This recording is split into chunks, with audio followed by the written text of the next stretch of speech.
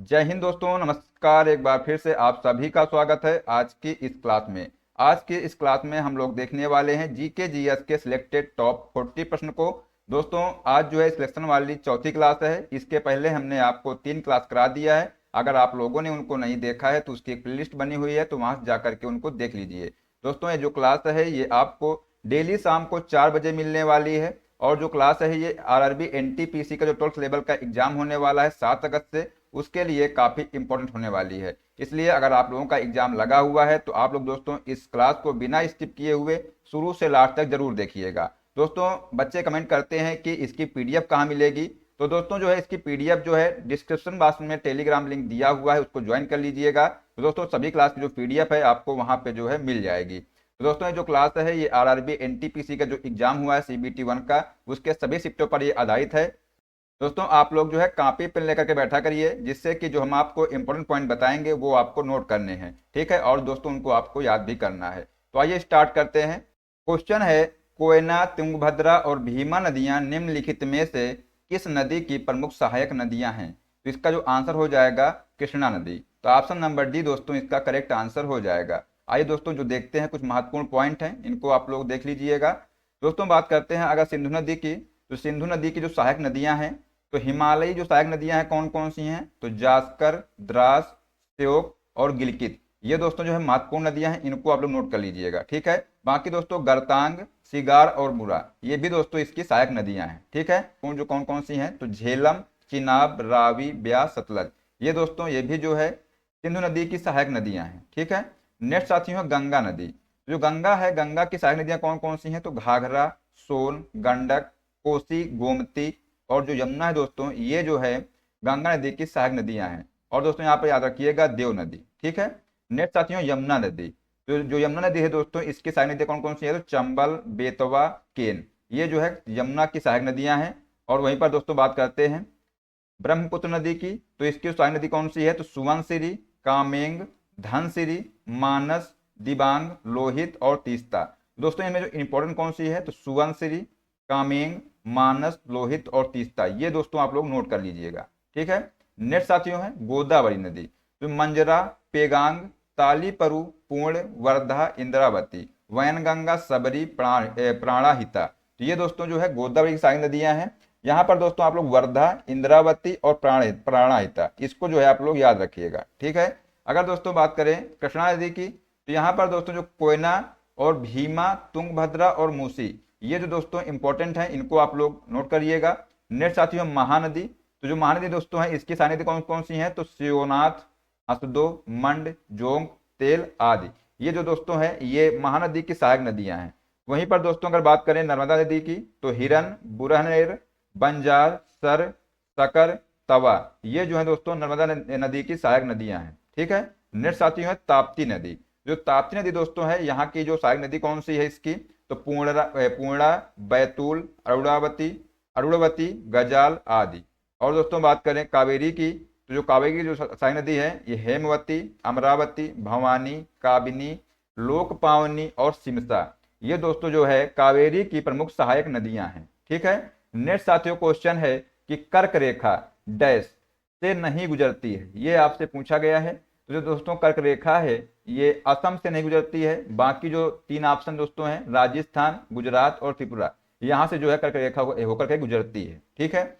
आइए दोस्तों देखते हैं जो कर्क रेखा है ये भारत के 8 राज्यों से होकर गुजरती है। कौन कौन से राज्य हैं? तो राजस्थान, गुजरात, मध्य प्रदेश, छत्तीसगढ़, झारखंड, पश्चिम बंगाल, त्रिपुरा और मिजोरम। तो ये दोस्तों यहाँ से जो है ये गुजरती है, ठीक है।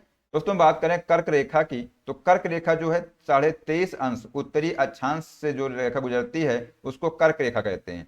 तो दोस्तों ये जो है भारत को लगभग 2 समान जलवायु क्षेत्रों में विभाजित करती है, अर्थात उत्तरी क्षेत्र और दक्षिणी क्षेत्र। दोस्तों अगर बात करें माही नदी की, याद रखना दोस्तों इंपॉर्टेंट पॉइंट है। दोस्तों जो माही नदी है ये कर्क रेखा को 2 बार काटती है, ठीक है। तो ये मात्र एक ऐसी नदी है जो कर्क रेखा को 2 बार काटती है। एक तो काटती है मध्य प्रदेश में और दोस्तों दूसरी बार जो काटती है गुजरात में काटती है, ठीक है। तो ये दोस्तों पॉइंट आप लोग नोट कर लीजिएगा। नेक्स्ट साथियों है कुछ यहाँ पर जो और इन्फॉर्मेशन है इसको देख लीजिएगा। दोस्तों बात करते हैं जो अक्षांशों की सबसे महत्वपूर्ण रेखाएं कौन कौन सी हैं।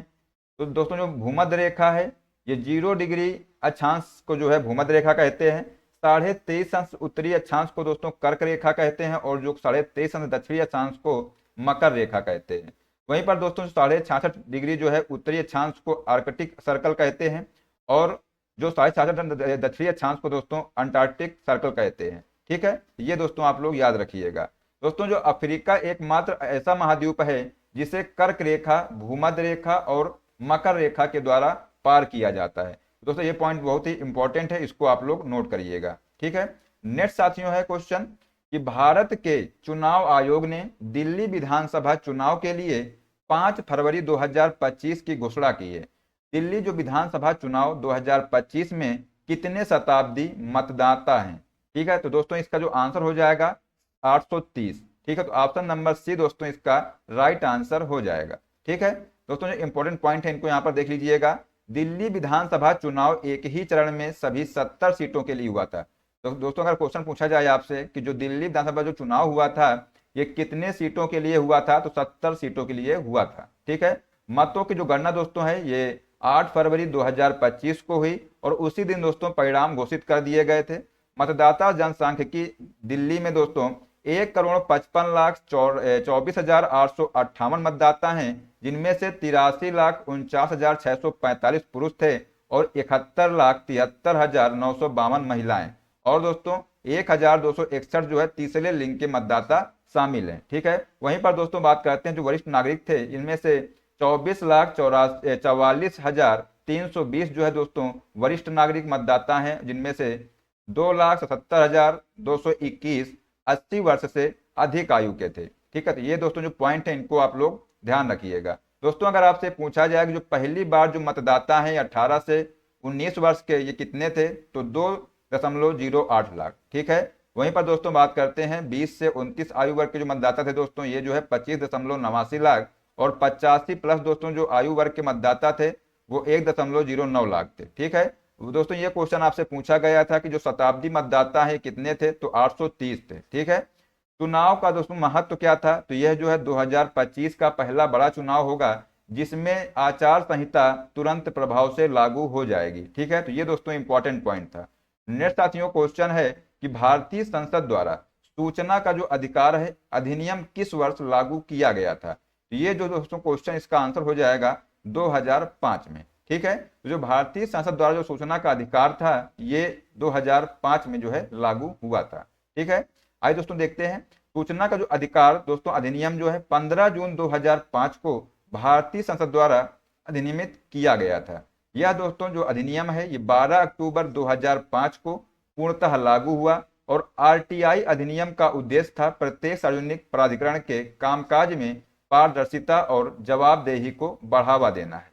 अधिनियम के जो प्रावधानों के तहत दोस्तों भारत का कोई भी नागरिक किसी सार्वजनिक प्राधिकरण, सरकार का कोई निकाय या राज्य का कोई निकाय से जो है सूचना का अनुरोध कर सकता है। तो ये दोस्तों इसके तहत जो है अधिनियम के प्रावधान थे, तो इनको दोस्तों आप लोग ध्यान रखिएगा। ठीक है, नेक्स्ट साथियों क्वेश्चन है कि एमएस वर्ड में पेस्ट करने के लिए कीबोर्ड के किस शॉर्टकट की का जो है प्रयोग किया जाता है? दोस्तों यहाँ पर याद रखिएगा जो एमएस वर्ड है इसमें जो है पेस्ट करने के लिए Ctrl+V का प्रयोग किया जाता है, मतलब ऑप्शन नंबर 20 का राइट आंसर हो जाएगा। ठीक है दोस्तों, यहाँ पर जो एमएस वर्ड के जो शॉर्टकट की हैं इनको आप लोग यहाँ पे ध्यान रखिएगा और इनको नोट कर लीजिएगा। ठीक है, हमने जितने भी इंपॉर्टेंट साथियों शॉर्टकट की हैं हमने सारे यहाँ पर आपको बता दिए हैं।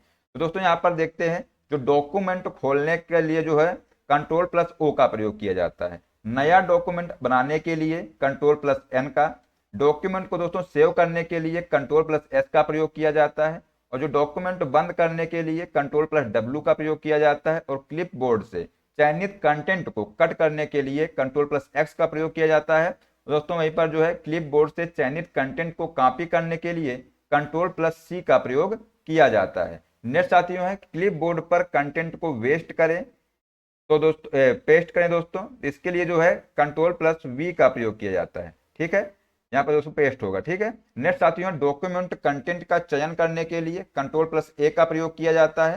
टेक्स्ट पर बोल्ड कमेंटिंग करना दोस्तों Ctrl+B, टेक्स्ट पर इटैलिक कोमेटिक करना Ctrl+I, टेक्स्ट पर अंडरलाइन फॉर्मेटिंग करना दोस्तों Ctrl+U, दोस्तों फॉन्ट साइज को एक बिंदु से कम करना तो कंट्रोल प्लस दोस्तों ये कोष्टक, और फॉन्ट साइज को दोस्तों एक बिंदु से बढ़ाना दोस्तों ये जो है कंट्रोल प्लस बंद कोष्टक।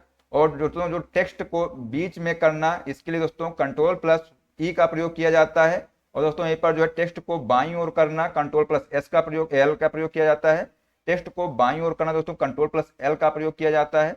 और टेक्स्ट को दाईं ओर करना कंट्रोल प्लस आर। कमांड को कैंसिल करना ESC का प्रयोग करते हैं दोस्तों। और पिछले कार्य को हटाना कंट्रोल प्लस जेड का प्रयोग करते हैं। पिछले कार्य को दोबारा करना यदि संभव हो तो कंट्रोल प्लस वाई का प्रयोग करते हैं। और दोस्तों जो जूम मैग्निफिकेशन को एडजस्ट करने के लिए Alt प्लस W या Q, फिर जिस मान को आप चाहते हो उस पर जूम डायलॉग बॉक्स को टैप करें। ठीक है। नेक्स्ट साथियों है डॉक्यूमेंट विंडो को स्प्लिट करने के लिए कंट्रोल प्लस एस का प्रयोग किया जाता है। और डॉक्यूमेंट विंडो स्प्लिट को हटाना दोस्तों इसके लिए दोस्तों जो है Alt plus shift plus C या जो है control plus Alt plus S का प्रयोग करते हैं। तो दोस्तों हमने जो है यहाँ पर जितने भी इंपॉर्टेंट कीवर्ड थे हमने आपको यहाँ पर बता दिए हैं। ठीक है। तो दोस्तों आप लोग जो है इनको डेली याद करते रहिएगा जिससे कि आपको अच्छे से याद हो जाएंगे। ठीक है। नेक्स्ट साथियों क्वेश्चन है प्रथम पंचवर्षीय योजना वर्ष डैश में जारी की गई थी। तो दोस्तों इसका जो आंसर हो जाएगा 1951। ठीक है। ऑप्शन नंबर सी इसका राइट आंसर हो जाएगा। आइए दोस्तों देखते हैं, बात करते हैं पहली पंचवर्षीय योजना की। तो इसकी जो शुरुआत दोस्तों है 1951 में की गई थी, जो मुख्य रूप से प्राथमिक क्षेत्र के विकास पर केंद्रित थी। और पहली जो पंचवर्षीय योजना थी दोस्तों ये कुछ संशोधनों के साथ हैरोल्ड डोमर मॉडल पर यह आधारित थी। और जो ये पंचवर्षीय योजना थी दोस्तों इसके जो अध्यक्ष थे ये जवाहरलाल नेहरू थे और गुलजारी लाल नंदा दोस्तों ये जो है उपाध्यक्ष थे। ठीक है। ये आप लोग इनको नोट करिएगा। नेक्स्ट साथियों है पंचवर्षीय योजना भारत के पहले प्रधानमंत्री जवाहरलाल नेहरू द्वारा तैयार की गई एक आर्थिक पहल थी। दोस्तों बात करते हैं वहीं पर दूसरी पंचवर्षीय योजना थी। ये अप्रैल 1956 से मार्च 1961 तक की अवधि शामिल है। और जो दूसरी योजना थी ये भारत को औद्योगिकीकरण की ओर ले जाने की थी। ठीक है। और दोस्तों जो तीसरी पंचवर्षीय योजना थी ये जो है कृषि और गेहूं के उत्पादन में सुधार पर जोर दिया। लेकिन 1962 के संक्षिप्त चीन भारतीय युद्ध ने अर्थव्यवस्था में दोषों को उजागर किया और रक्षा उद्योग और भारतीय सेना की ओर ध्यान केंद्रित किया। वहीं पर दोस्तों जो 1965 से 1966 में जो है भारत ने पाकिस्तान के साथ युद्ध लड़ा। ठीक है। तो ये दोस्तों किसके बीच किस पंचवर्षीय में लड़ा गया था? जो तीसरी पंचवर्षीय योजना थी दोस्तों इसके तहत जो है युद्ध लड़ा गया था। ठीक है। नेक्स्ट साथियों है चौथी पंचवर्षीय योजना। दोस्तों जो चौथी पंचवर्षीय योजना है ये धन और आर्थिक शक्ति के बढ़ते संकेंद्रीकरण की पुरानी प्रवृत्ति को ठीक करने के उद्देश्य को अपनाया गया है। और दोस्तों जो पांचवी पंचवर्षीय योजना है ये दोस्तों 1978 में इसके चौथे वर्ष में केंद्र सरकार बदलने के कारण दोस्तों ये समाप्त कर दिया गया था। ठीक है। दोस्तों ये जो पंचवर्षीय योजना है इनको आप लोग ध्यान रखिएगा। नेक्स्ट साथियों क्वेश्चन है कि भारत के संविधान के निम्नलिखित में से कौन सा अनुच्छेद अस्पृश्यता को समाप्त करता है? ये दोस्तों जो है अनुच्छेद 17। ठीक है। तो ऑप्शन नंबर 20 का करेक्ट आंसर हो जाएगा। दोस्तों यहाँ पर बात करते हैं अनुच्छेद 20 की। जो अनुच्छेद 20 है इसको नोट करिएगा। दोस्तों अनुच्छेद 20 जो है ये अपराधों के लिए सजा के संबंध में संरक्षण ठीक है प्रदान करता है। वहीं पर दोस्तों अनुच्छेद जो 18 है ये जो है उपाधियों को उन्मूलन करता है, यानी कि जो उपाधियां दोस्तों उपाधियों का अंत करता है। ठीक है। और दोस्तों जो अनुच्छेद 19 है ये बोलने की स्वतंत्रता के संबंध में कुछ अधिकारों का संरक्षण है इसके अंतर्गत। ठीक है। ये दोस्तों जो तीनों अनुच्छेद हैं इनको आप लोग ध्यान रखिएगा। नेक्स्ट साथियों क्वेश्चन है कि उत्तर प्रदेश के विभिन्न स्थानों में आयोजित भारतीय राष्ट्रीय कांग्रेस के अधिवेशन के संदर्भ में सूची 1 को सूची 2 से सुमेलित कीजिए तथा नीचे दिए गए कूट का प्रयोग करके सही उत्तर का चयन कीजिए। यहाँ पर दोस्तों स्थान दिया हुआ है और यहाँ पर वर्ष दिया हुआ है। दोस्तों यहाँ पर बात करते हैं जो लखनऊ अधिवेशन है। तो जो लखनऊ अधिवेशन दोस्तों कब हुआ था? तो ये 1916 में हुआ था। ठीक है। कब हुआ था? 1916 में हुआ था। और दोस्तों बात करें अगर कानपुर अधिवेशन की तो ये जो है कानपुर अधिवेशन दोस्तों 1925 में हुआ था। ठीक है। और वहीं पर दोस्तों जो मेरठ अधिवेशन है ये 1946 में हुआ था। और जो बनारस अधिवेशन दोस्तों है ये 1905 में हुआ था। ठीक है। तो ये दोस्तों आप लोग यहाँ से देख लीजिएगा इसका राइट आंसर क्या हो जाएगा। तो यहाँ पर दोस्तों देखते हैं कि इसका जो राइट आंसर हो जाएगा ऑप्शन नंबर सी। ठीक है, इसका दोस्तों ऑप्शन नंबर सी इसका करेक्ट आंसर हो जाएगा। ठीक है, आइए दोस्तों देखते हैं कि उत्तर प्रदेश में आयोजित भारतीय राष्ट्रीय कांग्रेस जो अधिवेशन है, यहां पर दोस्तों इनको ध्यान रखिएगा।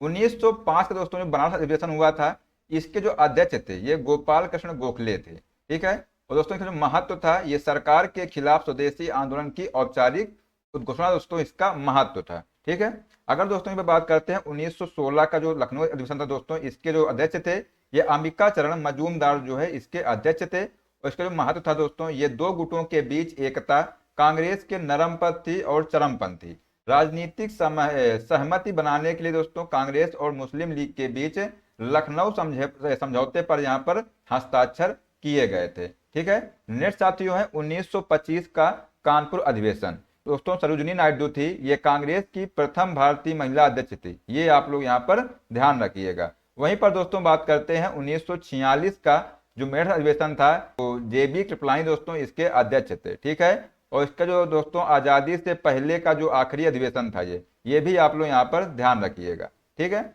नेक्स्ट साथियों क्वेश्चन है कि 3 मार्च 2025 को प्रभावी भारतीय रिजर्व बैंक आरबीआई के जो नए कार्यकारी निदेशक के रूप में किसे नियुक्त किया गया है?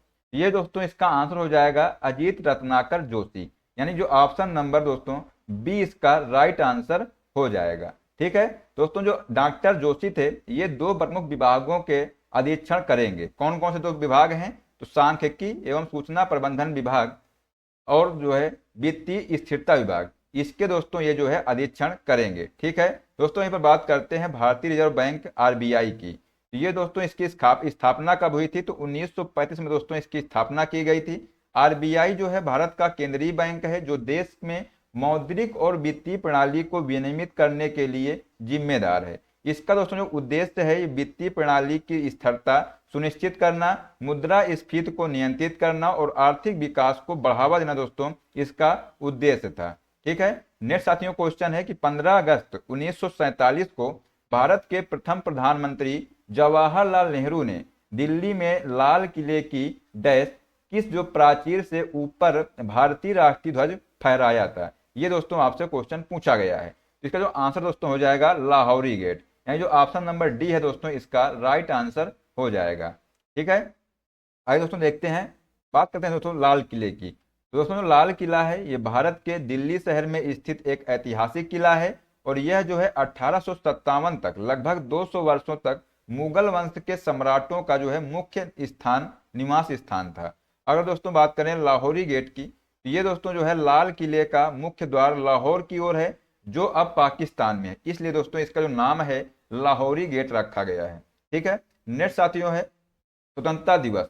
तो प्रतिवर्ष दोस्तों 15 अगस्त को मनाया जाने वाला यह दिवस भारत में राष्ट्रीय अवकाश है जो 15 अगस्त 1947 को यूनाइटेड किंगडम से देश की स्वतंत्रता की याद में मनाया जाता है। ठीक है, अगर दोस्तों यहीं पर बात करें जवाहरलाल नेहरू के बारे में, तो 1947 से 1964 तक भारत के जो प्रथम प्रधानमंत्री के रूप में कार्य किया तथा स्वतंत्रता से पहले और बाद में भारतीय राजनीति में एक केंद्रीय व्यक्ति रहे ये। ठीक है, ये दोस्तों जितने भी पॉइंट हैं इनको आप लोग ध्यान रखिएगा। नेक्स्ट साथियों क्वेश्चन है कि एक पौधे की कोशिका भित्ति किससे निर्मित होती है?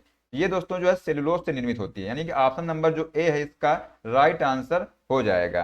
दोस्तों देखिएगा यहाँ पर जो की पॉइंट है, तो जो सेलुलोज दोस्तों है ये पृथ्वी पर सबसे प्रचुर मात्रा में पाया जाने वाला एक स्थूल अणु है। सेलुलोज दोस्तों तंतु यानी जो फाइबर है, सैकड़ों ग्लूकोज अणुओं के लंबे रैखिक बहुलक होते हैं। ये तंतु यानी जो फाइबर दोस्तों है लगभग 40 के बंडलों में एकत्रित होते हैं जिन्हें सूक्ष्म तंतु माइक्रोफिब्रिल कहा जाता है। ठीक है, तो ये दोस्तों आप लोग यहाँ से देख लीजिएगा।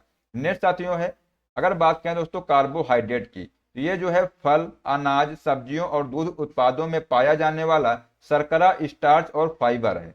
कार्बोहाइड्रेट दोस्तों एक जैव अणु है जिसमें कार्बन सी, हाइड्रोजन H और ऑक्सीजन दोस्तों O परमाणु होते हैं। अगर दोस्तों बात करें लिपिड की, लिपिड अणु होते हैं जिनमें हाइड्रोकार्बन होते हैं और जीवित कोशिकाओं की संरचना और कार्य के निर्माण खंड बनाते हैं। ठीक है, अगर दोस्तों जो लिपिड है, लिपिड एक जैविक अणु होते हैं जो अध्रुवीय विलायक में विलेय है। ठीक है, नेक्स्ट साथियों है एक लिप्रोप्रोटीन जो है एक जैव रासायनिक संयोजन है जिसका जो प्राथमिक कार्य है हाइड्रोफोबिक लिपिड को जल में वसा अणुओं के रूप में जाना जाता है, जैसे कि दोस्तों रक्त, प्लाज्मा या अन्य बाह्य तरल पदार्थों में।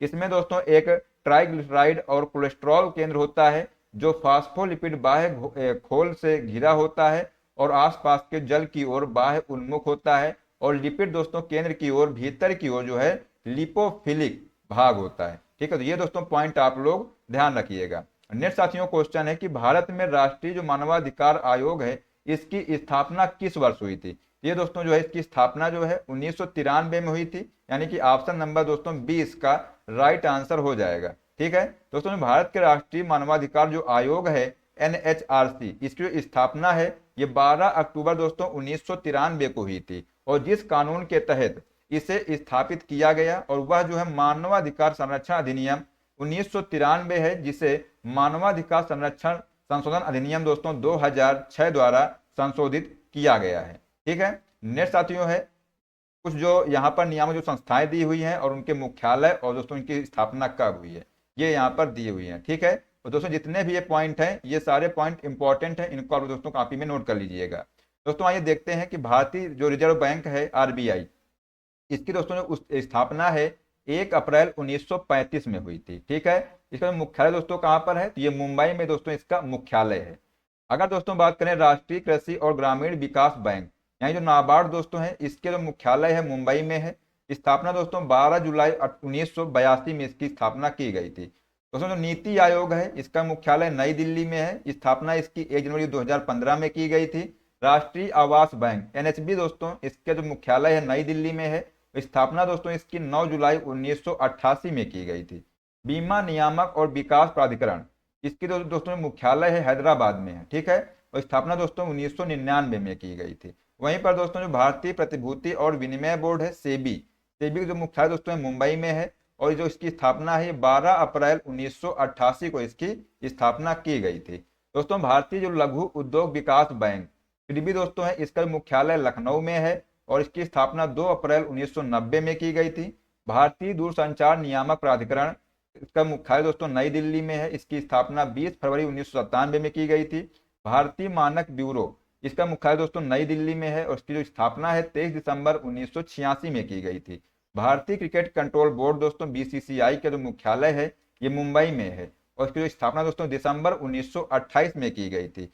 भारतीय खाद्य सुरक्षा और मानक प्राधिकरण दोस्तों FSSAI दोस्तों इसका जो मुख्यालय है नई दिल्ली में है और दोस्तों इसका जो स्थापना है अगस्त 2011 में की गई थी। ठीक है दोस्तों, जितने भी जो है ये नियामक संस्था दिए हुए हैं इनको आप लोग याद रखिएगा। ठीक है, यहाँ से जो आपको क्वेश्चन जरूर देखने को मिलने वाला है। ठीक है दोस्तों, देखते हैं नेक्स्ट क्वेश्चन क्या था कि पानी, हवा और बर्फ जैसे विभिन्न कारकों द्वारा परिदृश्य से नष्ट होने को डैश कहा जाता है।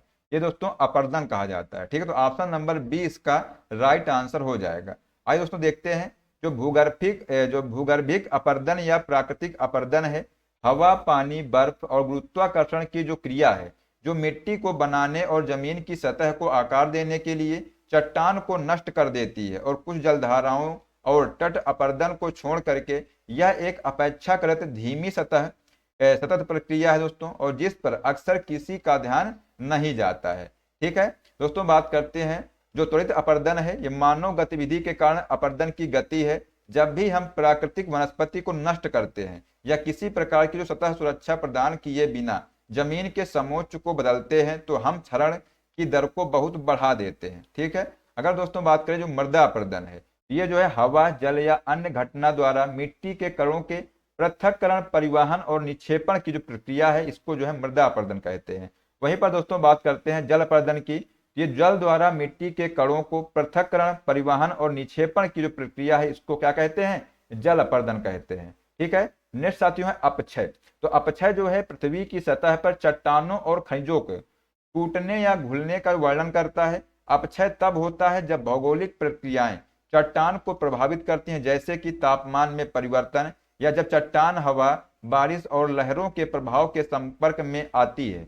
जल, बर्फ, अम्ल, लवण, पौधे, जानवर और तापमान में जो परिवर्तन सभी अपक्षय के कारक हैं। ठीक है, इस प्रकार यह जो अपक्षय जो चट्टानों के यांत्रिक विखंडन और खनिजों के रासायनिक अपक्षय दोनों की ओर जाता है। ठीक है, मिट्टी के निर्माण में दोस्तों योगदान देता है, इसलिए दोस्तों इसको जो है अपक्षय से मिट्टी का निर्माण होता है। ठीक है, नेक्स्ट साथियों क्वेश्चन है कि किस कंपनी ने भारत के परमाणु ऊर्जा क्षेत्र में निवेश करने वाली पहली निजी इकाई बनने का गौरव प्राप्त किया है। तो ये दोस्तों जो है जिंदल न्यूक्लियर, ये दोस्तों जो कंपनी है इसने जो है भारत के परमाणु ऊर्जा क्षेत्र में निवेश करने वाली जो है पहली निजी कंपनी निजी इकाई बनने का गौरव प्राप्त किया है। ठीक है, तो ऑप्शन नंबर सी दोस्तों इसका राइट आंसर हो जाएगा। दोस्तों जो बात करते हैं, जो जिंदल न्यूक्लियर अगले 2 दशकों में 18 गीगावाट परमाणु ऊर्जा उत्पादन क्षमता स्थापित करने के लिए दोस्तों 1.80 लाख करोड़ रुपए का निवेश करेगी। यह दोस्तों परियोजना भारत के 2047 तक 100 गीगावाट परमाणु ऊर्जा प्राप्त करने के लक्ष्य में महत्वपूर्ण योगदान देगी। ठीक है, तो ये दोस्तों आप लोग पॉइंट ध्यान रखिएगा। नेक्स्ट साथियों है, ये जो जिंदल न्यूक्लियर दोस्तों है, ये जो कंपनी है ये नवीन जिंदल समूह का हिस्सा है।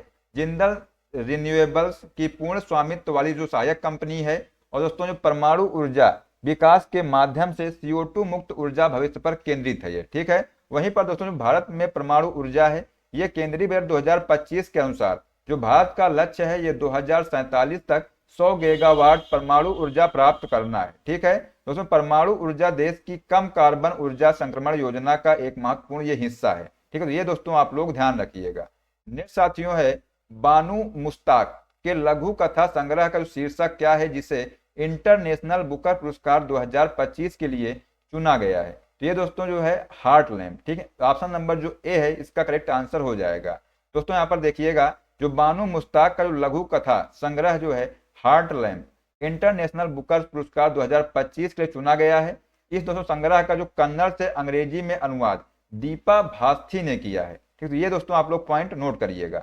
यह पहली बार दोस्तों है जब किसी कन्नड़ शीर्षक को इंटरनेशनल बुकर पुरस्कार के लिए चुना गया है। इस दोस्तों संग्रह में 12 कहानियों हैं, 12 कहानियां हैं जो मूल रूप से 1990 और 2023 के बीच प्रकाशित हुई थी। ठीक है, यह दोस्तों संग्रह जो है 6 शीर्षकों में से एक है जिसे इंटरनेशनल बुकर पुरस्कार 2025 के लिए चुना गया है। ठीक है, तो ये दोस्तों जो पॉइंट है इनको आप लोग याद रखिएगा। नेक्स्ट साथियों क्वेश्चन है कि MS एक्सेल का फाइल एक्सटेंशन निम्नलिखित में से कौन सा है? तो ये दोस्तों जो MS एक्सेल है इसका जो फाइल एक्सटेंशन है ये .xlsx है। ठीक है, तो ऑप्शन नंबर दोस्तों ए इसका राइट आंसर हो जाएगा। ठीक है दोस्तों, यहाँ पर देखते हैं, जो माइक्रोसॉफ्ट एक्सेल एक इलेक्ट्रॉनिक स्प्रेडशीट है जो पर्सनल कंप्यूटर पर चलती है। माइक्रोसॉफ्ट एक्सेल दोस्तों 2007 माइक्रोसॉफ्ट द्वारा विकसित एक्सेल का एक संस्करण है। माइक्रोसॉफ्ट एक्सेल दोस्तों में जो बनाई गई फाइलें हैं वर्क बुक के रूप में जानी जाती हैं। और दोस्तों जो माइक्रोसॉफ्ट एक्सेल है ये 2007 में उपयोग किया गया एक्सटेंशन है, यानी XLSX। ठीक है, ये जो है दोस्तों 2007 में जो उपयोग किया जाने वाला एक्सटेंशन है। ठीक है, नेक्स्ट साथियों है, यहाँ पर जो है कुछ एक्सटेंशन दिए हुए हैं और उनका स्वरूप दिया हुआ है। ठीक है, तो दोस्तों अगर बात करते हैं AAC की, ये दोस्तों जो है विंडोज ऑडियो फाइल का जो एक्सटेंशन है। ठीक है, EML ये दोस्तों जो है Outlook, Express, window live mail और अन्य प्रोग्रामों द्वारा बनाई गई ईमेल फाइल है। EXE दोस्तों ये जो है निष्पादन योग्य प्रोग्राम फाइल है। JPG या JPEG ये जो है दोस्तों joint photographic expert group photo file है। ठीक है दोस्तों, बात करें PNG की, तो ये दोस्तों जो है पोर्टेबल नेटवर्क ग्राफिक्स फाइल है। ठीक है, नेक्स्ट साथियों है PPSX, ये जो है दोस्तों Microsoft power point slide show है। DOCX दोस्तों ये जो है माइक्रोसॉफ्ट वर्ड दस्तावेज। ये दोस्तों कुछ एक्सटेंशन दिए हुए हैं, इनको भी आप लोग ध्यान रखिएगा। ठीक है, नेक्स्ट साथियों क्वेश्चन है कि निम्नलिखित में से कौन सा बाघ अभ्यारण्य सबरीमाला में संरक्षित स्थान पर स्थित है? तो ये दोस्तों जो है पेरियार। ठीक, तो ऑप्शन नंबर डी दोस्तों इसका राइट आंसर हो जाएगा। सबरीमाला जो पेरियार बाघ अभ्यारण्य दोस्तों है के अंदर स्थित है, जिसे मुख्य वन क्षेत्र माना जाता है जहां बाघ, काले चीते और हाथी जैसे पशु रहते हैं। ठीक है दोस्तों, बात करते हैं परम्बिकुलम वन्यजीव जो अभ्यारण्य दोस्तों है अपने मनोरम परिदृश्य, घुमावदार धाराओं, जलाशय के व्यापक जल प्रसार, झरने, घुमावदार पहाड़ियों और घाटियों और जैव विविधता से परिपूर्ण केरल के मनोरम स्थानों में से एक है। वहीं पर दोस्तों जो अगर ये पूछा जाए कि ये स्थित कहाँ पर है, तो ये पलक्कड़ जिले के चित्तूर तालुक में जो है ये स्थित है। ठीक है, अगर दोस्तों बात करें मधुमलाई राष्ट्रीय उद्यान की, तो ये भारत में बाघ अभ्यारण्य में से एक है। ठीक है, नेक्स्ट साथियों है वन्य जीव अभ्यारण्य तमिलनाडु राज्य में कोयम्बटूर शहर के उत्तर पश्चिम क्षेत्र में ये स्थित है। ठीक है, संरक्षित क्षेत्र दोस्तों भारतीय हाथी, बंगाल टाइगर, गौर और भारतीय तेंदुए सहित कई जो लुप्त प्राय और कमजोर प्रजातियों का दोस्तों ये घर है। ठीक है, तो ये जितने भी पॉइंट इनको है इनको आप लोग दोस्तों ध्यान रखिएगा। ठीक है, नेक्स्ट साथियों है, किस राज्य सरकार ने 80,000 छात्रों को सशक्त बनाने के लिए स्किल उदय तोंगाई कौशल विकास प्रशिक्षण कार्यक्रम शुरू किया है? ये दोस्तों जो त्रिपुरा सरकार ने। ठीक, तो ऑप्शन नंबर सी इसका राइट आंसर हो जाएगा। दोस्तों अगर आपसे पूछा जाए तो त्रिपुरा के मुख्यमंत्री कौन है, तो ये माणिक साहा जो है ये त्रिपुरा के दोस्तों मुख्यमंत्री हैं। इन्होंने अगरतला के त्रिपुरा इंस्टीट्यूट ऑफ टेक्नोलॉजी में स्किल उदय तोंगाई कौशल विकास प्रशिक्षण कार्यक्रम शुरू किया है और इस योजना के तहत अंग्रेजी रोजगार और उद्यमिता कार्यक्रम भी शुरू किया जा रहा है। ठीक है दोस्तों, अगर बात की जाए असम के मुख्यमंत्री कौन है, तो ये जो है हेमंत बिस्वा शर्मा दोस्तों जो है असम के मुख्यमंत्री हैं। वहीं पर दोस्तों मेघालय के जो मुख्यमंत्री हैं ये कौन है, तो कॉनराड संगमा दोस्तों ये जो है मेघालय के मुख्यमंत्री हैं। और दोस्तों जो पश्चिम बंगाल के जो मुख्यमंत्री हैं ये ममता बनर्जी हैं। ठीक, इनको भी दोस्तों आप लोग ध्यान रखिएगा। नेक्स्ट साथियों क्वेश्चन है कि शब्द इंटरनेट दो शब्दों डैश से व्युत्पन्न हुआ है। ये दोस्तों जो कौन से दो शब्द हैं, तो एक है इंटरकनेक्शन और नेटवर्क्स। ठीक है, ये दोस्तों जो है इससे जो है ये दो शब्द ऐसे हैं जिनसे जो है इंटरनेट व्युत्पन्न हुआ है। ठीक, तो ऑप्शन नंबर डी दोस्तों इसका राइट आंसर हो जाएगा। ठीक है दोस्तों, बात करते हैं जो इंटरनेट है।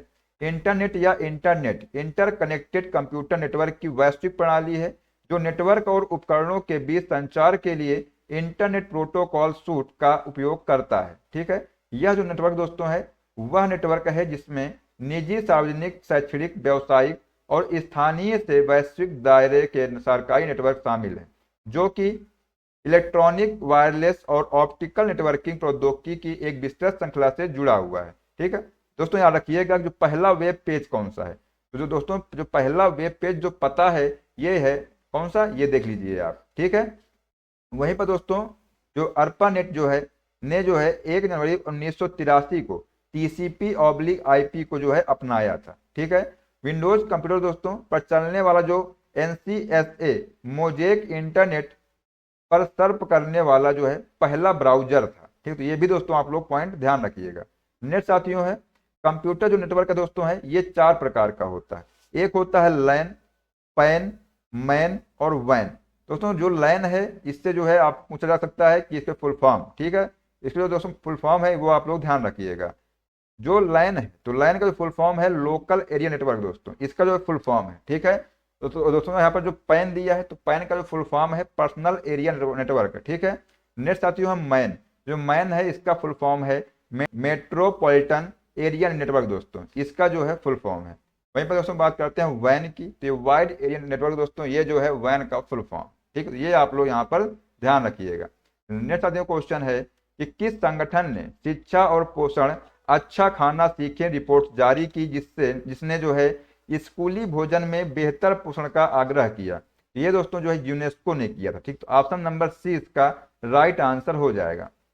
मार्च 2025 में फ्रांस में जो आयोजित पोषण के लिए विकास कार्यक्रम के दौरान यूनेस्को ने शिक्षा और पोषण अच्छा खाना सीखें शीर्षक वाली रिपोर्ट जारी की है। यूनेस्को ने दोस्तों रिपोर्ट विश्व स्तर पर स्कूली भोजन की पौष्टिक गुणवत्ता में सुधार की आवश्यकता पर बल देती है और 2025 तक जो है विश्व स्तर पर 47% प्राथमिक स्कूल के विद्यार्थियों को स्कूली भोजन का लाभ मिलता है, लेकिन कई भोजन में उचित पोषण की कमी होती है। ठीक है, नेक्स्ट साथियों है 2022 में केवल 27% स्कूली भोजन में पोषण विशेषज्ञ शामिल थे और 127 में से केवल 93 देशों में कानून मौजूद है। रिपोर्ट जो है स्कूली पाठ्यक्रम में पोषण शिक्षा के एकीकरण का आह्वान करती है। और दोस्तों जो यूनेस्को है यूनेस्को स्कूलों को भोजन में संसाधित खाद्य पदार्थों को कम करते हुए ताजे स्थानीय स्तर पर प्राप्त खाद्य पदार्थों को प्राथमिकता देने के लिए प्रोत्साहित करती है। ठीक है, तो ये दोस्तों पॉइंट है, इनको आप लोग ध्यान रखिएगा।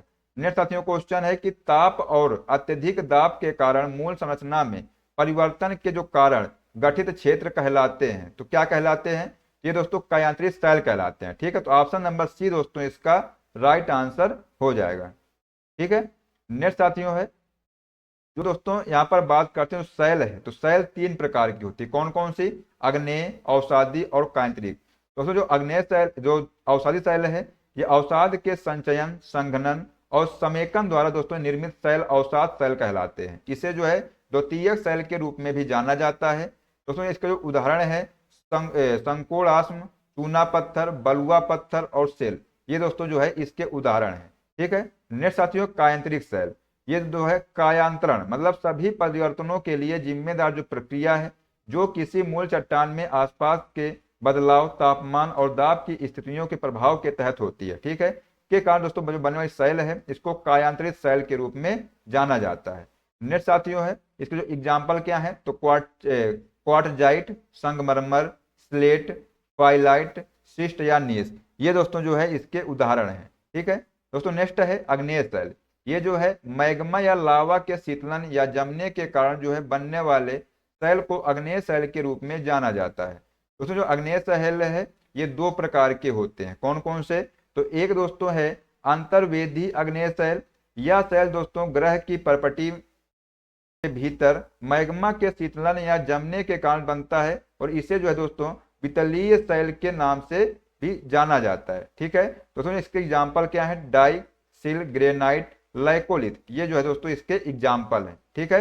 नेक्स्ट साथियों है बहिर्वेदी अग्नेय शैल, यह जो है दोस्तों यह परपटी की सतह पर मैग्मा के शीतलन या जमने के कारण बनता है और यह जो है अंतर्वेदी की तुलना में तेजी से ठंडा होता है। दोस्तों इसके जो उदाहरण है बेसाल्ट्स, ट्रैप्स, ब्लैक स्मोकर्स और इत्यादि। ठीक है। ये जो है इसके एग्जाम्पल है। ठीक है।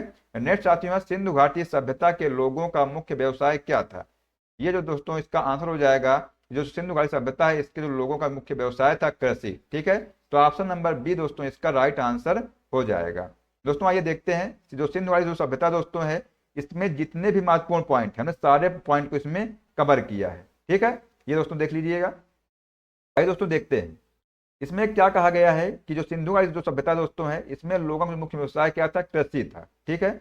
मुख्य फसलों की दोस्तों बात की जाए तो गेहूं, जौ, चावल, खजूर और सरसों और कपास, ये जो दोस्तों है ये मुख्य फसलें हैं इसकी। कॉटन का उपयोग करने वाले सबसे पहले लोग थे हारपान। ठीक है। ये दोस्तों जो है कॉटन का उपयोग करने वाले सबसे पहले लोग थे। सिंधु घाटी जो सभ्यता दोस्तों है ये वर्तमान उत्तर पूर्व अफगानिस्तान से पाकिस्तान और उत्तर पश्चिम भारत तक फैली हुई है और सभ्यता जो है घग्गर, हकरा नदी और सिंधु के नदी नालों में पनपी है। दोस्तों सिंधु घाटी सभ्यता दुनिया की सबसे पुरानी सभ्यताओं में से एक है। इसे जो है दोस्तों हड़प्पा सभ्यता के रूप में भी जाना जाता है और यह जो है ग्रिड प्रणाली पर आधारित संगठित योजना के लिए प्रसिद्ध है। ठीक है दोस्तों। याद रखने योग्य कुछ महत्वपूर्ण तथ्य हैं, इनको दोस्तों आप लोग नोट करिएगा। दोस्तों अगर आपसे पूछा जाए कि सिंधु घाटी सभ्यता शब्द का उपयोग करने वाले जो पहले जो शोधकर्ता थे कौन थे तो जॉन मार्शल दोस्तों जो है सिंधु घाटी सभ्यता शब्द का उपयोग करने वाले पहले शोधकर्ता थे। ठीक है। सिंधु घाटी सभ्यता रेडियो कार्बन डेटिंग के अनुसार 2500 से लेकर के 1750 ईसा पूर्व से फैल गई है। ठीक है। हड़प्पा सभ्यता की सबसे विशिष्ट जो विशेषता दोस्तों है इसका शहरीकरण है। ठीक है। तो दोस्तों जितने पॉइंट हैं इनको आप लोग नोट करिएगा। नेक्स्ट साथियों है इसके अलावा भेड़ और बकरियां, कुत्ते, मवेशी, भैंस और हाथी सिंधु सभ्यता में दोस्तों पालतू थे। वहीं पर दोस्तों बात की जाए राजधानी शहर की तो ये जो है मोहनजोदड़ो और हड़प्पा जो है ये राजधानी शहर हैं। बंदरगाह शहर दोस्तों सुतकांगेडोर, बालाकोट, लोथल, अल्लाहदीनो और कुंतसी, ये दोस्तों क्या है बंदरगाह शहर हैं। सिंधु घाटी के लोग दोस्तों कपास और ऊन दोनों के उपयोग में अच्छी तरह परिचित थे। नेक्स्ट साथियों है प्रमुख शहरों के नाम नीचे यहाँ पर दिए गए हैं, इनको भी आप लोग देख लीजिएगा। दोस्तों जो मोहनजोदड़ो कहाँ पर स्थित, सिंध में स्थित। ठीक है। यह सिंधु के दाहिने किनारे पर यह स्थित है। कालीबंगा दोस्तों राजस्थान में है, यह घग्घा नदी के तट पर स्थित है। दोस्तों जो चंदुदड़ो है यह मोहनजोदड़ो के दक्षिण में सिंध के बाएं किनारे पर यह स्थित है। ठीक है। नेक्स्ट साथियों लोथल जो कि गुजरात में है, यह दोस्तों कैम्बे की खाड़ी के प्रमुख पर जो है ये स्थित है। ठीक है। नेक्स्ट साथियों है तुरकोटदा जो कि गुजरात में स्थित है और यह कच्छ के रण के प्रमुख में है। ठीक है। बनवाली दोस्तों यह हरियाणा में है, अब यह विलुप्त सरस्वती के तट पर स्थित था। धौलावीरा दोस्तों गुजरात में है, इसकी खुदाई कच्छ जिले में होती है। ठीक है दोस्तों। जितने भी स्थल है इनको आप लोग जो शहर है इनको आप लोग ध्यान रखिएगा। ठीक है। नेक्स्ट साथियों सामाजिक विशेषताएं क्या थी तो सिंधु घाटी सभ्यता भारत में पहला जो है शहरीकरण है। इसमें जो है एक सुनियोजित जल निकासी प्रणाली, ग्रिड पैटर्न और टाउन प्लानिंग, ये दोस्तों है। उन्होंने दोस्तों समाज में समानता पाई है। ठीक है, तो ये भी दोस्तों आप लोग ध्यान रखिएगा। नेक्स्ट साथियों, धार्मिक तथ्य। तो मातृ देवी या शक्ति मातृ देवी हैं। योनि पूजा और प्राकृतिक पूजा दोस्तों इसमें मौजूद थी। ठीक है, वे पीपल जैसे पेड़ों की पूजा करते थे। लोगों ने हवन कुंड नामक अग्नि पूजा भी की है। पशुपति दोस्तों, महादेव को जानवरों के स्वामी के रूप में जाना जाता है। ठीक है, सिंध वाली सभ्यता दोस्तों है, इसके लोग यूनिकॉर्न और बैल की तरह पशु पूजा करते थे। ये दोस्तों ये पॉइंट है, इनको आप लोग ध्यान रखिएगा। नेक्स्ट साथियों, आर्थिक तथ्य। दोस्तों जो आर्थिक तथ्य हैं, सिंधु घाटी सभ्यता कृषि पर आधारित है और इस अवधि के में जो है व्यापार और वाणिज्य का विकास हुआ है। ठीक है, नेक्स्ट साथियों है, लोथल में एक डॉकयार्ड मिला है, यानी जो बंदरगाह मिला है। निर्यात और आयात थे दोस्तों, यहाँ पर कपास का उत्पादन होता था। माप की इकाई भी थी। हड़प्पा संस्कृति में मौजूद सत्य के वजन और माप लोथल दोस्तों में देखे गए। ठीक है, वजन चूना पत्थर, स्टीटाइल आदि से बना था और आमतौर पर दोस्तों आकार में घना था। ठीक है, नेक्स्ट साथियों क्वेश्चन है कि आधुनिक आवर्त सारणी के किस वर्ग में हैलोजन को स्थापित किया गया है। ये दोस्तों जो है 17वें वर्ग में जो है हैलोजन को स्थापित किया गया है। ठीक, ऑप्शन नंबर डी दोस्तों इसका राइट आंसर हो जाएगा।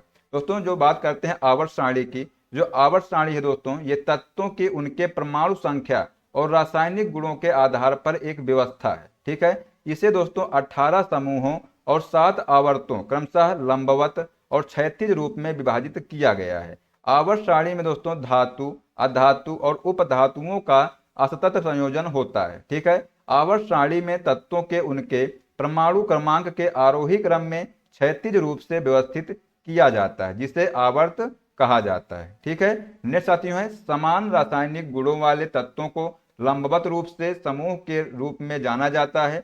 18 समूहों को स्तंभ के रूप में भी जाना जाता है और जो 7 आवर्त को पंक्तियों के रूप में भी जाना जाता है। ठीक है दोस्तों, बात करते हैं आवर्त की। तो तत्व आवर्त में तत्वों की परमाणु संख्या के बढ़ते क्रम में व्यवस्थित है। जब हम आवर्त सारणी में बाएं से दाएं चलते हैं तो सबसे बाहरी कोष में एक अतिरिक्त इलेक्ट्रॉन जुड़ जाता है।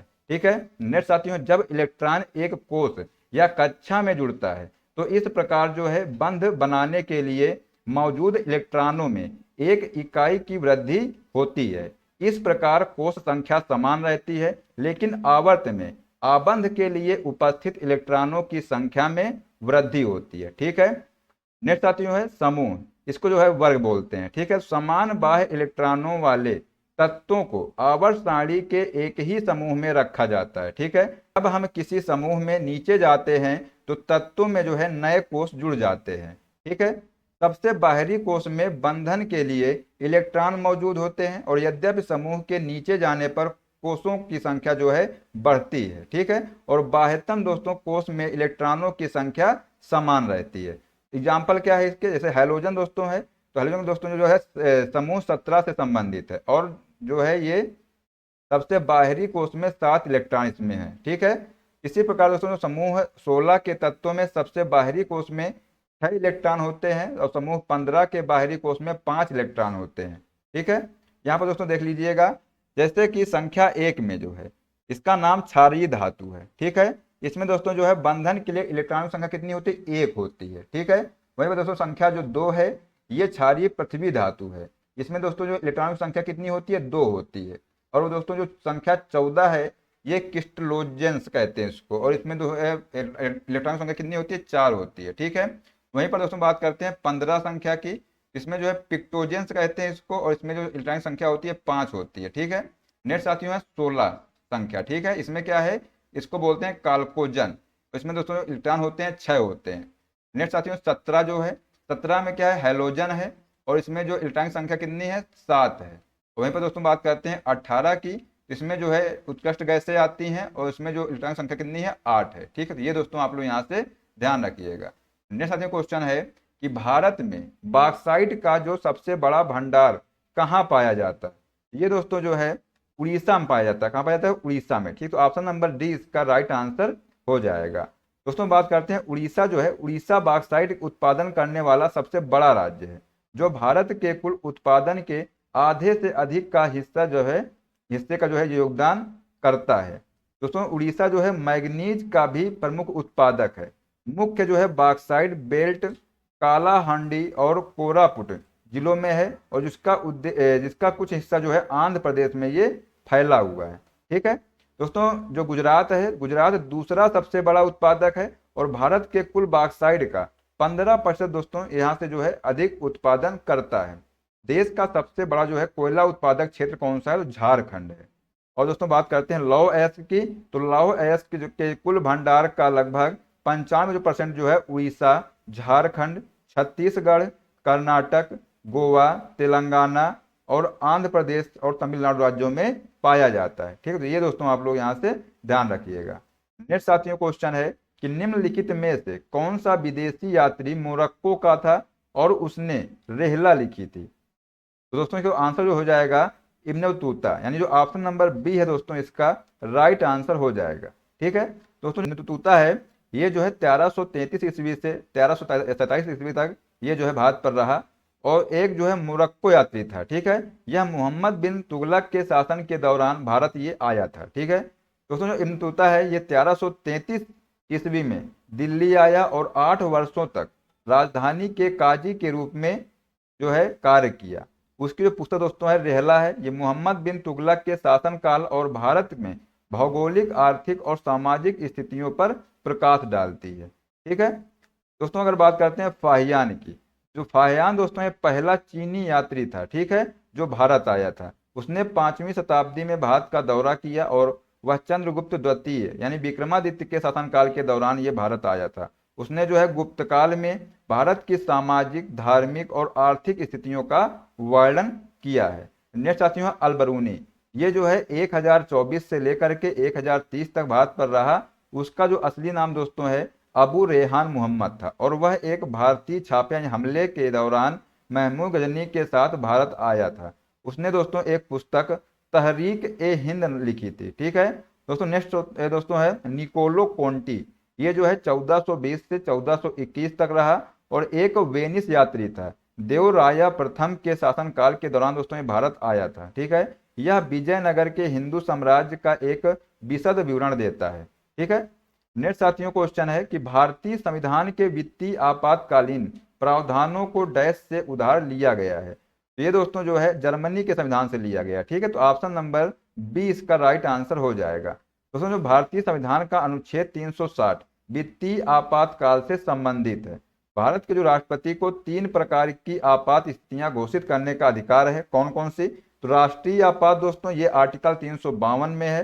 राज्य आपातकाल या राष्ट्रपति शासन ये दोस्तों आर्टिकल 356 में है। और वहीं पर दोस्तों जो वित्तीय आपातकाल है ये अनुच्छेद 360 में है।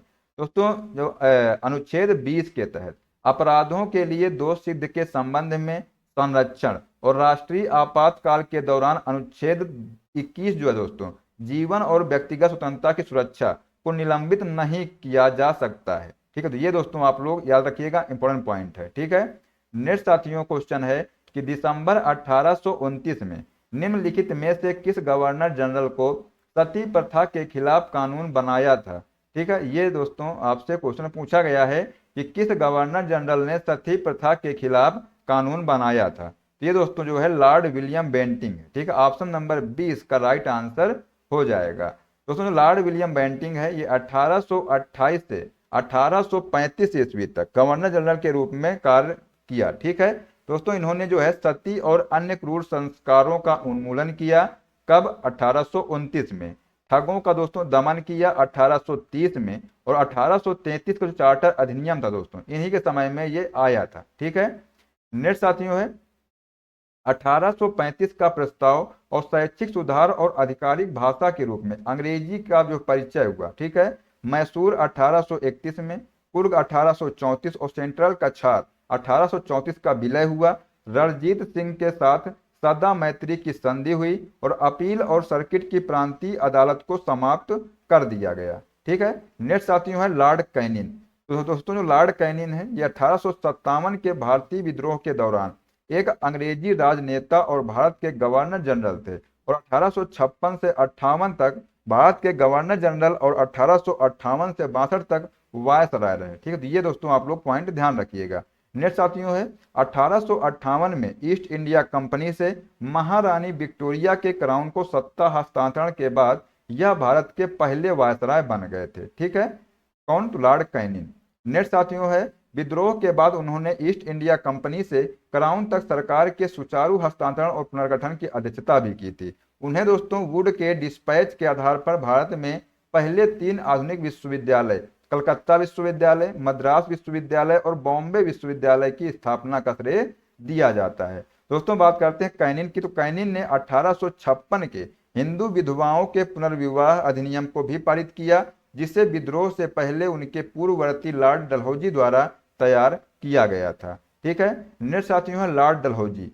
तो जेम्स एंड्रयूज ब्राउन रैमसे को लॉर्ड डलहौजी के नाम से भी जाना जाता है। उन्होंने दोस्तों 1848 से 56 तक भारत के गवर्नर जनरल के रूप में कार्य किया और आउट्रम की रिपोर्ट अवध के विलय का आधार थी। दोस्तों लॉर्ड डलहौजी ने 13 फरवरी 1856 को अवध के नवाब वाजिद अली शाह पर कुशासन का आरोप लगाते हुए उनका विलय कर लिया। ठीक है दोस्तों, अवध के अलावा व्यापकता के सिद्धांत के तहत विलीन प्रदेश सतारा, जैतपुर, संभलपुर, उदयपुर, झांसी, नागपुर और करौली।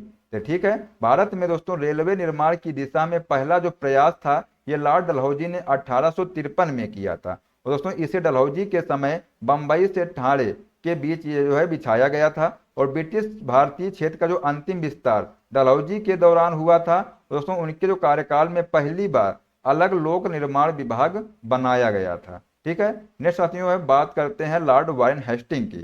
तो दोस्तों जो 1781 में बंगाल के जो पहले गवर्नर जनरल थे वारेन हेस्टिंग ने मुस्लिम कानून के अध्ययन और अध्यापन के लिए कलकत्ता में एक मदरसा स्थापित किया।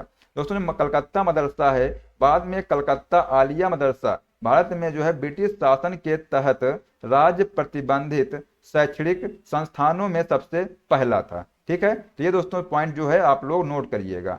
नेक्स्ट साथियों क्वेश्चन है कि अनुच्छेद 32 भारतीय संविधान के किस भाग से संबंधित है? तो ये दोस्तों जो है भाग 3 से संबंधित है। ठीक है, तो ऑप्शन नंबर सी इसका राइट आंसर हो जाएगा। दोस्तों जो भारतीय संविधान के अनुच्छेद 32 व्यक्तियों को न्याय मांगने के लिए सर्वोच्च न्यायालय में जाने का अधिकार देता है।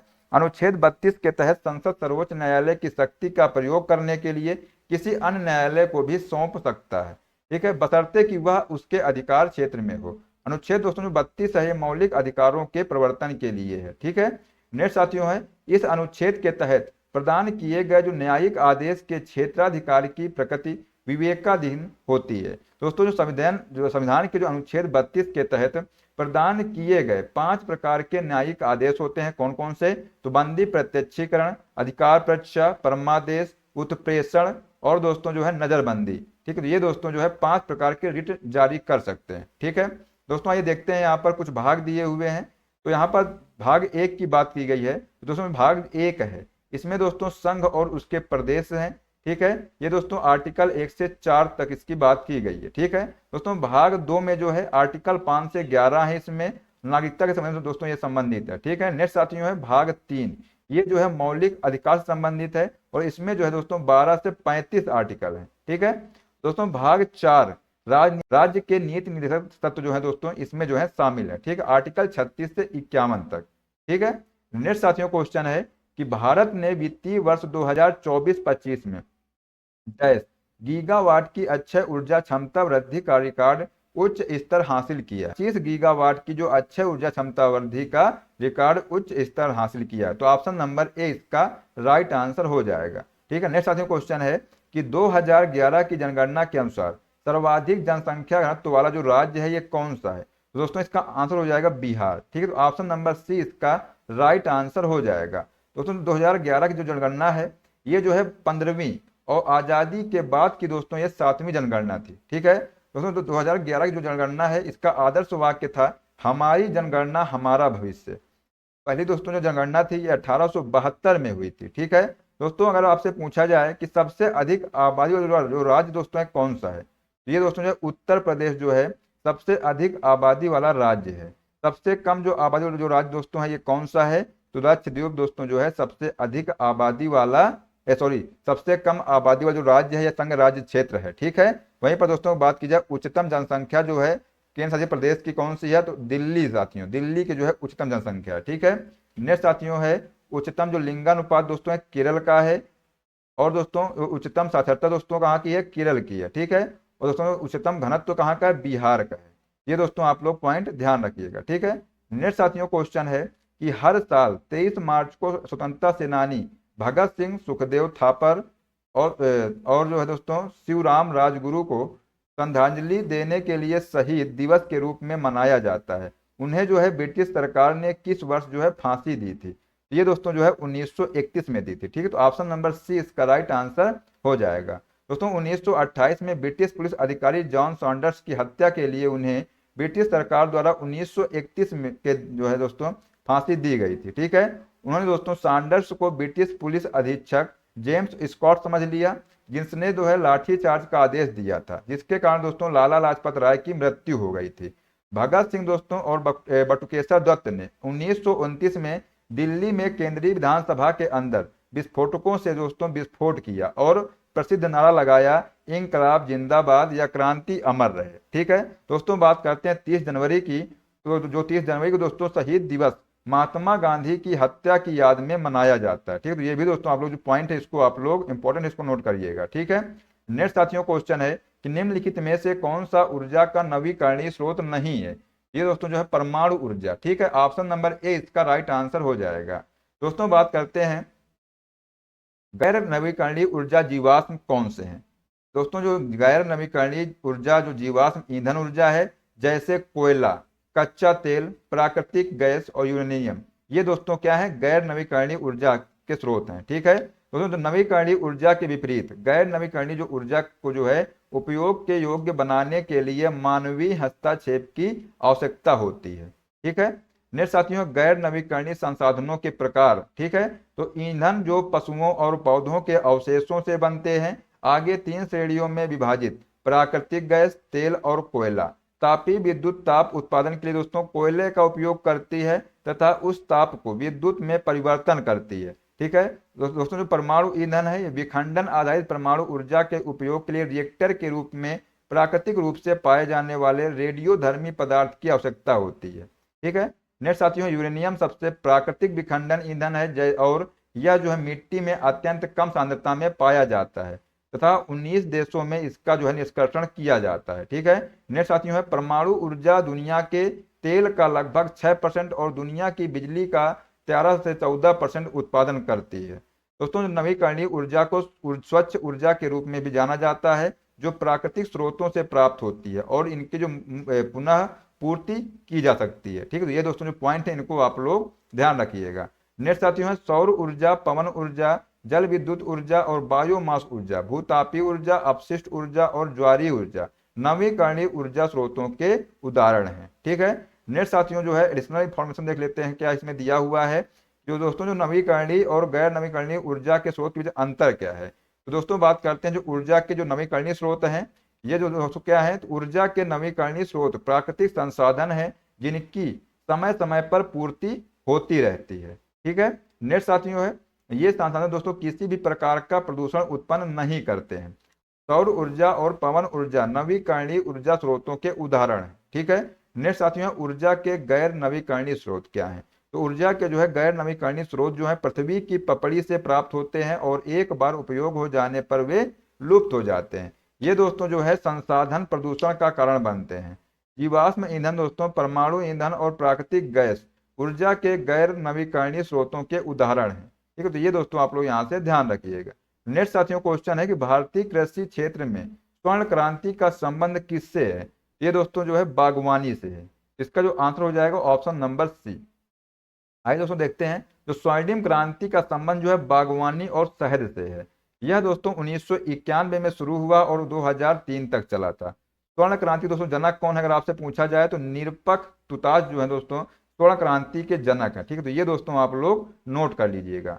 नेक्स्ट साथियों है पीली क्रांति। दोस्तों अगर आपसे पूछा जाए कि पीली क्रांति दोस्तों किससे संबंधित है, तो तिलहन उत्पादन से संबंधित है। ठीक है, नेक्स्ट साथियों श्वेत क्रांति, तो ये जो है दुग्ध उत्पादन से संबंधित है। गोल्डन फाइबर क्रांति दोस्तों जूट से संबंधित है। दोस्तों अगर बात की जाए हरित क्रांति की तो ये खाद्यान्न से संबंधित है। और वहीं पर अगर बात करें रजत क्रांति की तो ये अंडा उत्पादन से संबंधित है।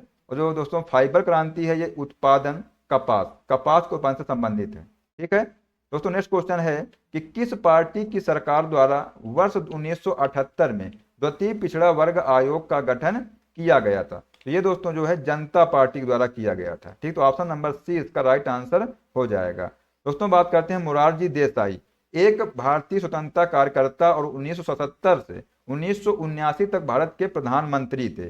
और दोस्तों वे जो है भारत की पहली गैर कांग्रेसी सरकार का नेतृत्व करने वाले पहले प्रधानमंत्री भी थे। ठीक है, वे दोस्तों भारत की विमुद्रीकरण करने वाले पहले प्रधानमंत्री थे। वर्ष 1978 में तृतीय पिछड़ा वर्ग के गठन के लिए बनाया गया आयोग मंडल दोस्तों आयोग था। ठीक है, नेक्स्ट साथियों क्वेश्चन है कि वीपीएन का पूर्ण रूप क्या है? ये दोस्तों जो वीपीएन है, तो वीपीएन का पूर्ण रूप है वर्चुअल प्राइवेट नेटवर्क, यानी कि जो ऑप्शन नंबर सी दोस्तों है इसका राइट आंसर हो जाएगा। ठीक है दोस्तों, जो वीपीएन को आपको जो है अपने ब्राउजिंग इतिहास है हिस्ट्री को छिपाने की अनुमति देता है और पहचान की चोरी के जोखिम को कम करता है और अवरुद्ध कंटेंट तक पहुंच प्रदान करता है। दोस्तों वीपीएन का उपयोग चीन, रूस, उत्तर कोरिया, तुर्की जैसे देशों में प्रतिबंधित है, जबकि यह अमेरिका में दोस्तों वैध है। और भारत में जो है वीपीएन के उपयोग पर सीधे प्रतिबंध लगाने के लिए कोई कानून नहीं है। ठीक है, नेक्स्ट साथियों क्वेश्चन है कि भारत के संविधान को बनाने वाली संविधान सभा में कितनी महिला सदस्य थे? ये दोस्तों जो है 15 थे। ठीक है, तो ऑप्शन नंबर सी इसका राइट आंसर हो जाएगा।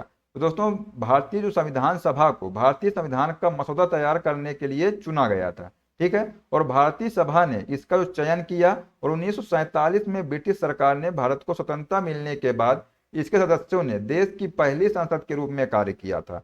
भारतीय संविधान सभा ने दोस्तों 389 सदस्य थे, जिसमें से 15 महिलाएं थी। ठीक है, तो दोस्तों जो 15 महिलाएं हैं इनको आप लोग यहाँ से देख लीजिएगा।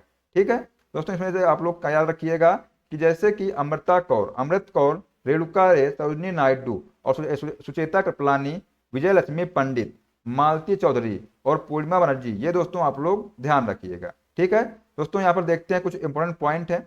1947 में जो है ब्रिटिश सरकार ने भारत की स्वतंत्रता के बाद इसके जो सदस्यों ने भारत की अनंतिम संसद का गठन किया, जो देश की पहली संसद थी। भारतीय कम्युनिस्ट आंदोलन के अग्रदूत और कट्टरपंथी लोकतंत्र के जो प्रस्तावक एम.एन. राय ने 1934 में एक संविधान सभा की धारणा का सुझाव दिया था। ठीक है, और दोस्तों 1935 में भारतीय राष्ट्रीय कांग्रेस ने इसे औपचारिक औपचारिक भाग बना दिया। ठीक है, और पंडित जवाहरलाल नेहरू ने दोस्तों अप्रैल 1936 में लखनऊ में भारतीय राष्ट्रीय कांग्रेस के अधिवेशन की अध्यक्षता की थी। ठीक है दोस्तों, अगर बात करते हैं संविधान सभा की आधिकारिक मांग की दोस्तों की गई और भारत सरकार अधिनियम 1935 को अस्वीकार कर दिया गया, क्योंकि इसने भारतीयों की पसंद के खिलाफ संविधान लागू किया था। श्री राजगोपालाचारी दोस्तों 15 नवंबर 1939 को वयस्क मताधिकार के लिए आधार पर एक संविधान सभा की मांग की और अगस्त 1940 में विटिक सहमत हो गए। ठीक है, और सभी जातियों, क्षेत्रों, धर्मों और लिंगों के 299 प्रतिनिधियों ने दोस्तों संविधान को तैयार किया था। ठीक है, संविधान में क्या शामिल किया जाना चाहिए और क्या कानून शामिल किया जाना चाहिए, इस पर चर्चा करने के लिए दोस्तों प्रतिनिधियों ने 3 साल यानी 2 वर्ष 11 माह और 17 दिन सटीक के दौरान दोस्तों 114 दिनों के लिए मुलाकात की और बी.आर. अम्बेडकर संवैधानिक मसौदा समिति के अध्यक्ष थे। ठीक है, तो ये दोस्तों जितने पॉइंट है ये सारे पॉइंट बहुत ही महत्वपूर्ण पॉइंट हैं, तो इनको आप लोग ध्यान रखिएगा। नेक्स्ट साथियों क्वेश्चन है कि Abhinav Bharat the secret revolutionary society 1904 में निम्नलिखित में से किसके द्वारा जो है आयोजित किया गया था? तो ये दोस्तों जो है बी.डी. सावरकर, यानी जो ऑप्शन नंबर बी इसका राइट आंसर हो जाएगा। दोस्तों 1899 में विनायक दामोदर दास सावरकर और गणेश दामोदर सावरकर ने मेजनी के यंग इटली की तर्ज पर नासिक में मित्र मेला नामक जो है एक संगठन की स्थापना की और 1904 में जो है अभिनव भारत समाज नाम दिया था। अभिनव भारत की शाखाएं दोस्तों हम महाराष्ट्र में है, कर्नाटक और मध्य प्रदेश में सक्रिय थी। अभिनव भारत की ओर से दोस्तों पांडुरंग महादेव बापट को रूसी क्रांतिकारियों से बम बनाने की कला सीखने के लिए पेरिस भेजा गया था और दोस्तों उन्होंने जो है रूसी पुस्तक बॉम्ब मैनुअल का अंग्रेजी में अनुवाद भी किया था। ठीक है, बम्बई, पूना और नासिक जल्द ही बम बनाने के केंद्र के रूप में उभरे थे। ठीक है दोस्तों, अगर बात करते हैं नासिक षड्यंत्र केस की, ये दोस्तों जो है 21 दिसंबर 1909 को अभिनव भारत के सदस्य अनंत लक्ष्मण कन्हारे ने नासिक के जिलाधिकारी जैक्सन की हत्या कर दी थी। और दोस्तों जो है इसमें से कई क्रांतिकारियों को गिरफ्तार किया गया था, जिसमें से 27 को दोषी पाया गया और दंडित भी किया गया था। ठीक है, नेक्स्ट साथियों है इसमें जो है पीडी सावरकर और उनके जो भाई थे गणेश सावरकर को काले पानी की सजा दी गई थी। दोस्तों बाद में जो है बीडी जो सावरकर थे को जो है काला पानी की सजा काटने के लिए पोर्ट ब्लेयर को की जो है सेलुलर जेल भेज दिया गया था। ठीक है, तो ये दोस्तों आप लोग पॉइंट ध्यान रखिएगा। नेक्स्ट साथियों क्वेश्चन है कि 1928 में भारतीय स्वतंत्रता लीग के अध्यक्ष कौन थे?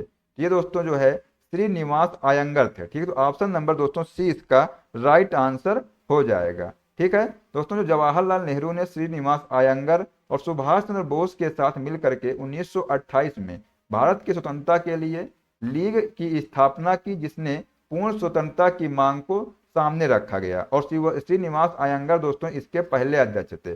दोस्तों जो नेहरू रिपोर्ट जो है समझौते को विरोध में इंडिया लीग के लिए स्वतंत्रता की स्थापना की गई थी। नेक्स्ट साथियों है रास बिहारी बोस।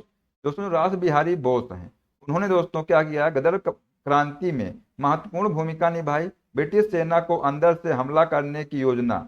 ठीक है, यह भारतीय राष्ट्रीय सेना आजाद हिंद फौज के संस्थापक जनक थे, जिसे दोस्तों बाद में सुभाष चंद्र बोस ने पूंजीकृत किया। दोस्तों रास बिहारी बोस द्वारा लॉर्ड हार्डिंग पर किया गया जो प्रसिद्ध बम हमला था। ठीक है, नेक्स्ट साथियों है जापानी सरकार ने रास बिहारी बोस को राइजिंग सन के मेरिट के दूसरे क्रम के साथ सम्मानित किया। ठीक है, दूसरे क्रम के साथ जो है सम्मानित किया था। ठीक है, नेक्स्ट साथियों है जवाहरलाल नेहरू। तो वह दोस्तों स्वतंत्र भारत के पहले प्रधानमंत्री थे। उन्होंने 1947 में कार्यभार ग्रहण किया, और उनकी जो जयंती को दोस्तों भारत में जो है बाल दिवस के रूप में मनाया जाता है, क्योंकि बच्चों की शिक्षा के लिए उनकी जो वकालत की जाती है, उन्हें बच्चों द्वारा लोकप्रिय रूप से चाचा नेहरू कहा जाता है। ठीक है, नेक्स्ट साथियों है सुभाष चंद्र बोस। तो जो नेताजी सुभाष चंद्र बोस का जन्म 23 जनवरी 1897 को उड़ीसा बंगाल डिवीजन में हुआ था, और जापान की मदद से दोस्तों नेताजी ने आजाद हिंद फौज या भारतीय राष्ट्रीय सेना INA का आयोजन किया था, और उन्होंने दोस्तों जर्मनी में आजाद हिंद रेडियो स्टेशन की भी स्थापना की थी। ठीक है, और उनका जो प्रसिद्ध भाषण था, तुम मुझे खून दो मैं तुम्हें आजादी दूंगा, और 1944 में दोस्तों भारतीय राष्ट्रीय सेना के सदस्यों को वर्मा में बनाया गया था। ठीक है, नेक्स्ट साथियों है क्वेश्चन है कि वर्तमान में भारतीय संविधान के कितने भाग हैं? तो ये दोस्तों जो है 25 भाग हैं। ठीक है, तो ये दोस्तों आप लोग यहाँ से ऑप्शन ध्यान रखिएगा, ऑप्शन नंबर सी इसका राइट आंसर हो जाएगा।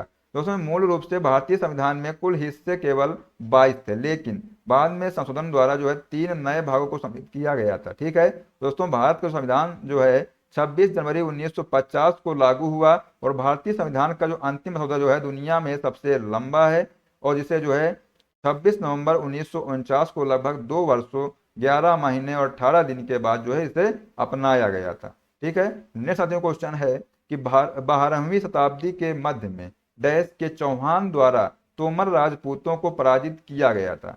ये दोस्तों जो है अजमेर के चौहान द्वारा। ठीक, तो ऑप्शन नंबर 20 का राइट आंसर हो जाएगा।